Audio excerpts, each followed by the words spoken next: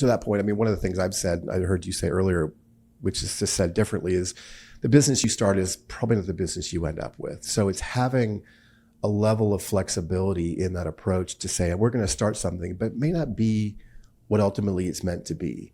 And so this was the case in my first company. I joined a couple guys, you know, they had raised $5 million, a company called NetFlip. And, you know, it was three of us. And we, you know, their great idea was to create a search engine that paid you cash every time you searched. And it was based on a company called All Advantage, which was a big thing back in the day. 99% of people wouldn't know what the hell that even is.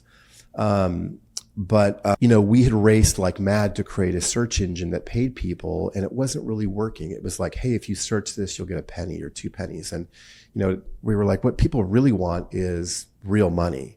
And so it was like, a lot of it's just timing, to be honest, because like all of these first generation advertisers were coming online for the first time, and they were willing to pay to get customers. Like their traditional approach to getting customers might have been to run a Super Bowl ad or to give away a free toaster at the, you know, whatever. But their cost of acquisition was this big number, and they were all coming online for the first time. So our first customer was a company called NextCard, which was a credit card. And they're like, look, if you can help us get a new card, we'll pay you $80. And we're like, oh shit, that's interesting. Okay.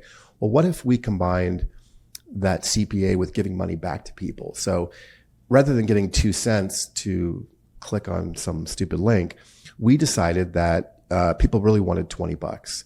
So we said, hey, if you want to get $20, sign up for a credit card, sign up for American Express, sign up for Netflix.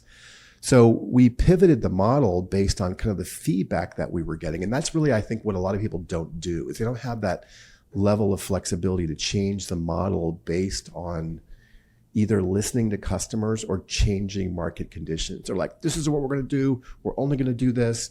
And, you know, so I learned that having a level of flexibility with your model, being able to kind of turn in different directions, ultimately is what will make you successful. Is having some flexibility based on like what's actually happening now. Do people like this?